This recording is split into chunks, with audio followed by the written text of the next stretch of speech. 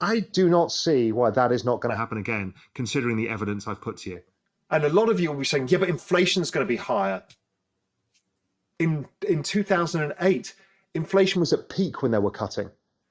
Inflation is in the rear view mirror. Future inflation based on what's happening in 3 years' time, that's a whole different issue. Cyclical inflation is always lagging. Core inflation lags that even further. So if it's lagging and the forward-looking growth indicators are falling, then I think the probability is the Fed are not going to go as far as people think. Then the bond market's wildly fucking wrong. And the equity market is an enormous buy. And what becomes really interesting me is, what do you buy here? Well, if I'm wrong, and we do get a bigger recession, which 2018 was forecasting but hadn't come, but let's say the recession comes. I don't think it probably comes till 2023. But if it does, well, markets usually fall in recessions 30%. That's kind of average over the last 30, 40, 50 years. But no recession had the power of the bank balance sheets, which we saw last time around. You basically lower the denominator. Right now, if they do QT, they're increasing the value of the denominator. No shit, equities go down because you've increased the value of the denominator. But I think the bigger move is the ongoing debasement of the denominator that will come in due course. What I'm going to come out with is what I think is the most important things for everybody to understand. This is my perspective. We're in an extraordinarily complex world right now where we're seeing supply shocks that we haven't seen since possibly World War II, or certainly since the 1970s.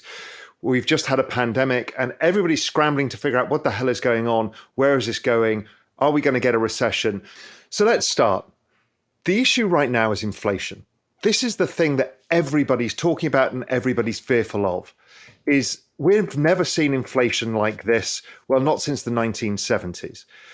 So if you look at the chart of CPI now, you can see we're at levels of 8%, which is something we can't get our heads around in this apparently deflationary or disinflationary world. How did this happen? Was this the money printing?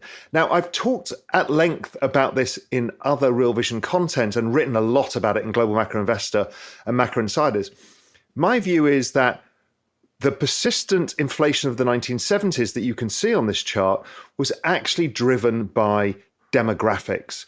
When the baby boomers came into the population in the largest number in history of, let's say, 30-year-olds all buying their first house, first car, and everything else together, we had a demand shock. We also had supply shocks as well, from the Arab oil embargo in 73, 74, and then going into the Iran crisis in 79.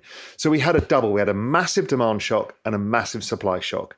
This time around, I think it's different.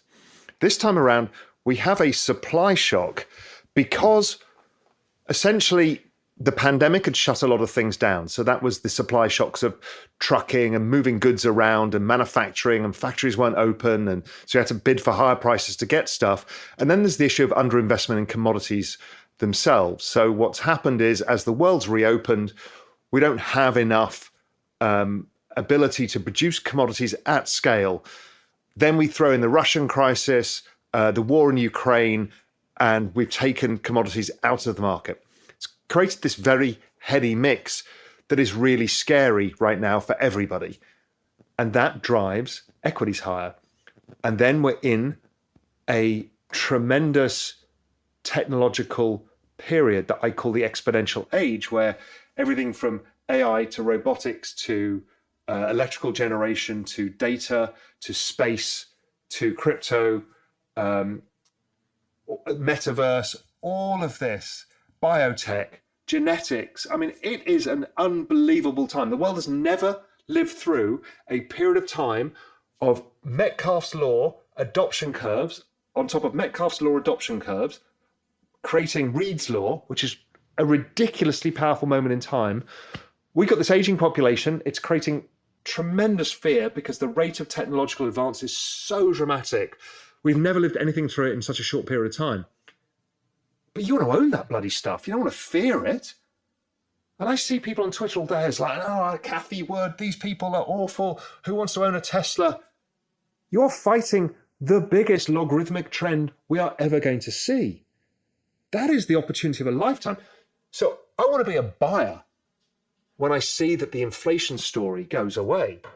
I'm looking to buy growth. In fact, I put out a trade recommendation in Global Macro Investor and in Macro Insiders about this by using a whole basket of these exponential names I've been following for 18 months. I haven't pulled the trigger on any of them before, including things like ARK, where I've said, let's average in over 8 weeks because I think the market might have this 2018 spike low, but I'm not sure. I don't have the visibility.